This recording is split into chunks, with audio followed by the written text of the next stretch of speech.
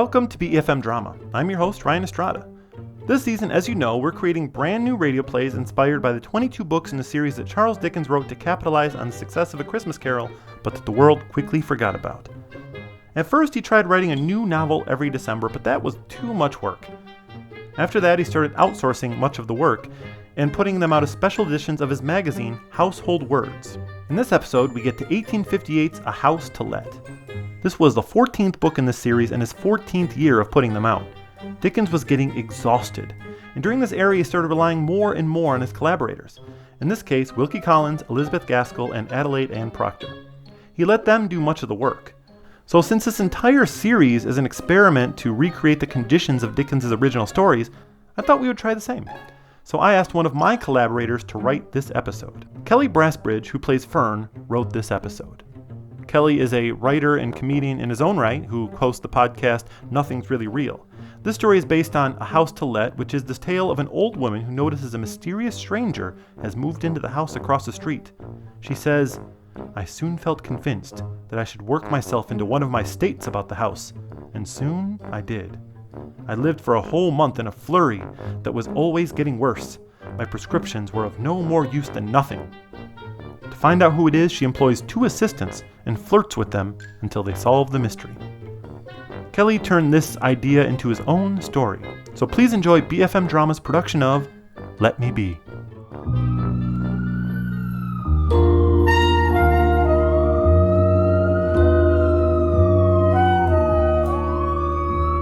Hey, you thinking about signing up for this? What? You haven't seen this? The calendar, here. The 2021 Paramedics of the Year calendar. No. No what? No, you haven't seen it, or no, you're not gonna sign up for it? I'm a no for both. What is it for anyway? I don't know, I'm pretty sure it's a charity. That makes sense. What's that? Because it would be a charity case if they'd let you in. What are you talking about? I am very attractive.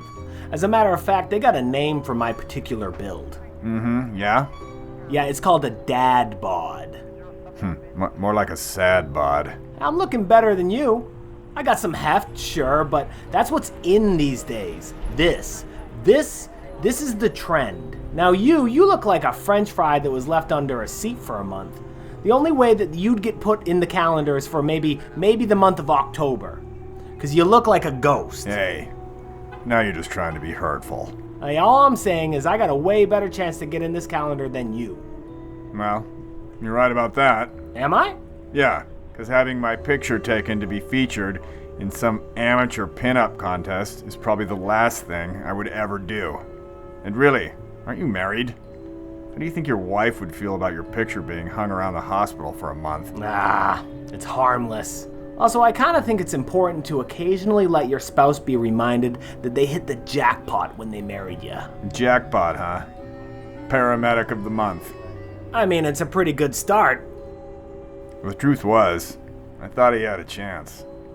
The guy has a lot of heart, and everybody loves him around the office. But the fact is, with all that heart he's got, it breaks hard when things don't go his way. I was afraid that if he didn't get a month in the calendar, he'd really take it hard on himself. I thought it would be better if he blamed me for not taking the shot, than blame himself for not making it. 23 Dickens? Go for 23 Dickens. I've got a woman reporting difficulty breathing. She seems pretty worked up. 164 Walker Hill. We're on it. Hey, all jokes aside, can you be honest with me about this? What? You think if I did this, I might make it into the calendar? I just think the whole thing is stupid. Yeah. I guess so. As we arrived, an older woman was rushing out the door to meet us in the driveway. She looked like she had just climbed out of a dryer set to tumble. Crooked glasses, mismatched socks, cat hair all over her clothes, and her hair looked like it had been combed with a pillow. Well, it must be my lucky day. Ma'am, did you call in an emergency? 2 handsome men visiting me on a Sunday afternoon. See? Handsome. She said it. Handsome. Were you the one reporting difficulty breathing? And if I was just getting my wind back, they sent you to my home to take my breath away again. Ma'am, are you having trouble breathing? I'm reminded of a time a man knocked on my door. Tall, dark, and handsome, like a young Cary Grant. His name was Albert Thompson. He was a vacuum cleaner salesman, a real home health professional. Lady, were you the one who called us? Yes. Now, Albert Thompson was the type of man that when he introduces himself, you say, "Stop the conversation." To be continued after I buy you a steak dinner at the best restaurant in town. Ma'am? And when the meat is served, you say, "All right, Al, lay it on me." And you don't say another word until he's given it everything he's got. Ma'am, we're very busy. Is there anything that we can And get... the lesson is, we were given mouths that we can open and close. Our ears, however, do not share the same function. So it seems she was out of breath. But simply because she just couldn't stop talking. Now I know you two didn't come all this way to sweep an old lady off her feet. So I want you to know that I am at your service. Yeah, we're not in the need of any services, ma'am. Imagine a yard sale with a big blue tarp spread across the lawn. And in the middle stands a frail old woman, weak in the knees, but mind as sharp as a dagger. Next to her is a hand-painted sign that says free. You can take away what you like. And the lesson is, if you're thirsty, drink up. Listen, lady, did you call in with a difficulty breathing? Because if everything is okay here, we're just gonna head out on our way. I can see that you're the type of man that likes to jump right to the core of the conversation. Move the asparagus off the table and make room for the lobster tails. And the lesson is, those who take the biggest bites leave with the fullest bellies. I can't take this anymore. Lady, if there's no trouble, we're going to leave. Well, no time to listen to a poor old woman. If you gave me just a moment to speak, I would have told you what was the matter, but you don't have the time. Two nice-looking men like you, too busy for the common courtesy of good conversation. Yes, I did call you. I am a woman who is living in the fear of the unknown. And every day I am brought to the brink of total panic and emotional breakdown by a troubled individual. You see that house across the street? Well, it's been empty for 20 years. I mean, no bother whatsoever. They could have kept up the rose bushes. I really did enjoy those rose bushes when I was a girl. But no, it's overrun and worn out. But you make do. But now I start to notice a suspicious man. And he keeps his lights on at all hours of the night, shouting in his empty home. And he speaks in different voices. And he has no manners, much like the two of you. And the most horrible thing is his beard.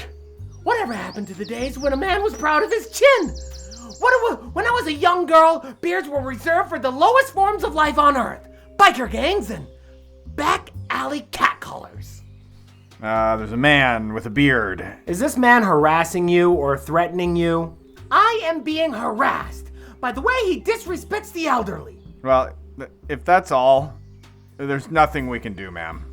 I'd suggest just ignoring him. And what should be done about his awful beard? I suggest you ignore that as well. Really, we have to be on our way. I can't breathe. I'm feeling faint. Lord, I'm ready for you to take me away, cradled like a baby in your arms. Have I fulfilled my purpose, Lord? What is your will?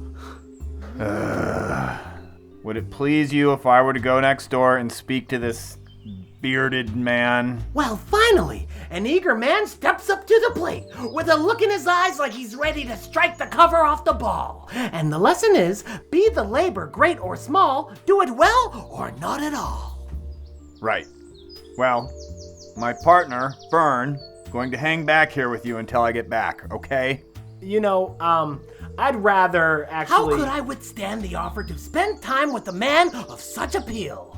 And the lesson is, a woman may be able to resist beauty, but she can't hold out against charm. Okay. I didn't want to spend my day as an intermediary between disputing neighbors. But moreover, I didn't want to spend another minute absorbing the ancient wisdom of a senile old woman. When I approached the door, I heard muffled yelling coming from inside. I don't know. It seemed like someone was doing a pretty bad Mark Wahlberg impression. How's your mother doing? I knocked. Hello? Hello? Who's out there? What's going on? Oh, please, Mrs. Lewis, I really need to get my... Oh, hello. He was a tall, but very non-threatening man. He was wearing a plaid button-up t-shirt, glasses, and had a well-kept beard. More like the one you'd see on a barista than on a back-alley catcaller. Oh, hello. Sorry to bother you, sir, but I was called out here by your neighbor. I'm wondering if I can help you two sort out some kind of solution. Oh, I knew this had something to do with her. She says you and your beard are up to something over here.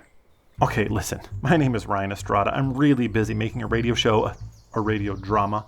It really is one of the most ambitious projects I've ever taken on. I do all the writing, recording, and editing of the show, and it's got me very busy.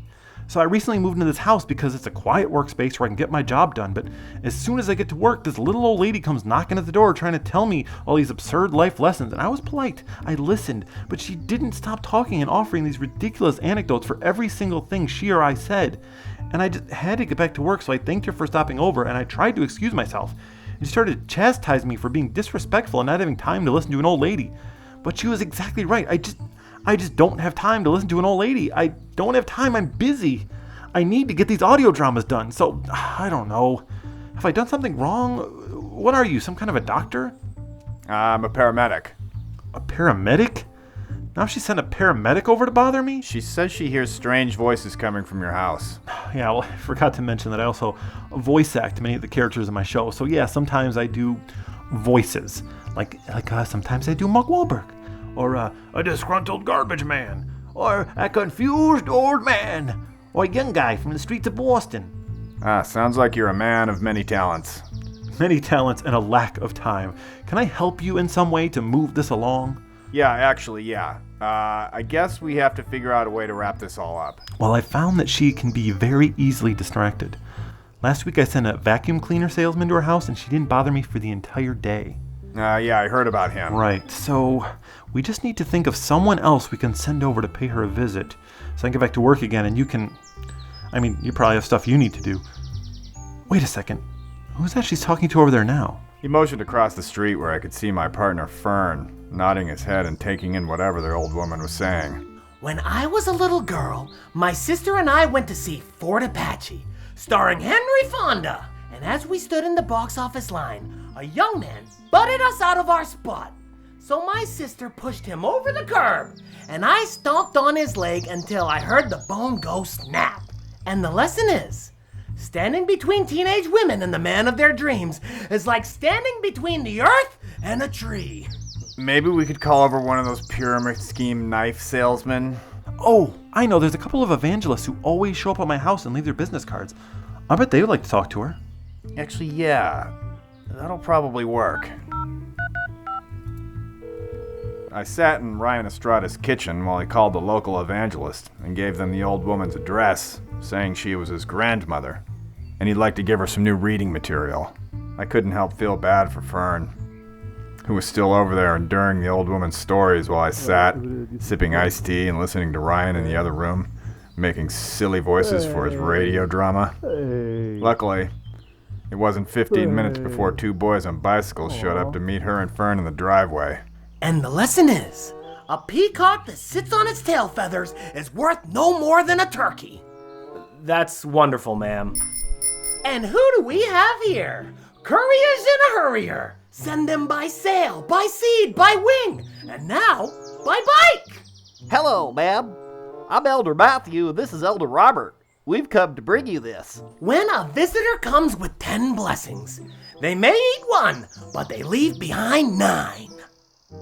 Looks like the new distraction has just arrived. Oh, great. Well, maybe I'll give you guys a call another time to sidetrack Mrs. Lewis. You know, if I'm desperate for another hour to get my work done. I've honestly been at my wit's end. I'm worried I might hit the wall with this project. I don't want to fail, but I might. Especially if I have to keep playing friendly neighbor with Grandma. If you knew this job was going to be such a challenge, then why did you take it? Because I wanted it. If I didn't take it because I thought I might fail, that's me accepting that I failed. Where do I go from here? Just wake up in the morning, have breakfast, tell myself I'm a loser, and go back to sleep? Come on, man. It's better to try your butt off than fail than it is to fail without trying. I mean, that's pretty much as basic as it gets. Right. But aren't you going to be pretty bummed out if you do all this work and end up a loser? Yeah, of course I'll be bummed out, but so far I've been feeling pretty good about the job I'm doing. I'm finishing up my 22nd one right now, and there's about maybe 10 good ones. That's not too bad. And even if I blew it all in the end, so what? You gotta shoot your shots if you want to make them. Not trying, well, that's the only guaranteed loss. And with that, he closed the door on my face. He knew he made a case-winning point, and slamming that door to punctuate it, man, that must have felt pretty good. I turned to see my partner motioning to me from across the street. He was exaggeratedly mouthing the words, let's go, while pointing at the old woman talking to the evangelist with one hand and jerking a thumb at the ambulance with the other. Oh, geez, looks like it's time that I gotta get. Ooh, I gotta go. I'm gonna have to I'm just gonna back right on out of here. I'm gonna back up right out of here and get on my way. Well, what do you think, Fern? You like hanging out here a bit longer? Before the lady could take notice of us leaving, Fern was strapped into the passenger side seat. Aw, man, next time I go to investigate the neighbors and you sit back and entertain the chatty grandmas. That lady didn't stop talking. You know she has 30 cats? I could tell you all of their names and proverbs about how finicky each one of their eating habits is. Sometimes people just need someone to talk to. Not me. I'm quite happy keeping to myself. And hey, you know what? I was thinking, I'm not gonna try out for that calendar. You're right. That's just stupid. Are you kidding me? What? I was just messing with you, man. You gotta at least try. You got nothing to lose, and I don't know, they might even put you on the cover. It would be pretty funny if I got in, wouldn't it? Yeah, it actually would.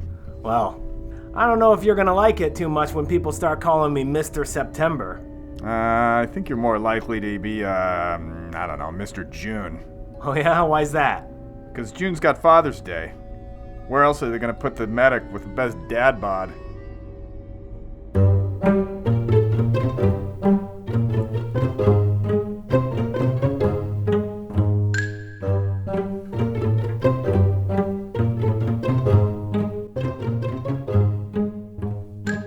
Thank you for listening to BeFM Drama. This was Let Me Be, based on A House to Let by Dickens, Collins, Gaskell, and Proctor.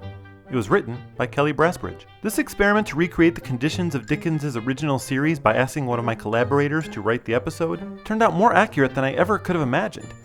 Like Dickens, I wrote out the rough idea and let one of my collaborators take it from there. In researching this show, I read a book of the letters that Dickens sent to his staff while editing his books, and my explanation was pretty similar to what he sent. One of the letters in the book was asking a writer to stretch out the middle and add a spooky thing where the main character hears noises and thinks that it's a ghost. Without realizing it, I sent that very same email to Kelly. In both centuries, both writers said no and did their own thing instead. I've also long felt like in writing these stories for Dickens, his collaborators went beyond trying to match his tone and even parodied the peculiarities of Dickens' style. Since he took credit for their work, it often made him look like a conceited dork.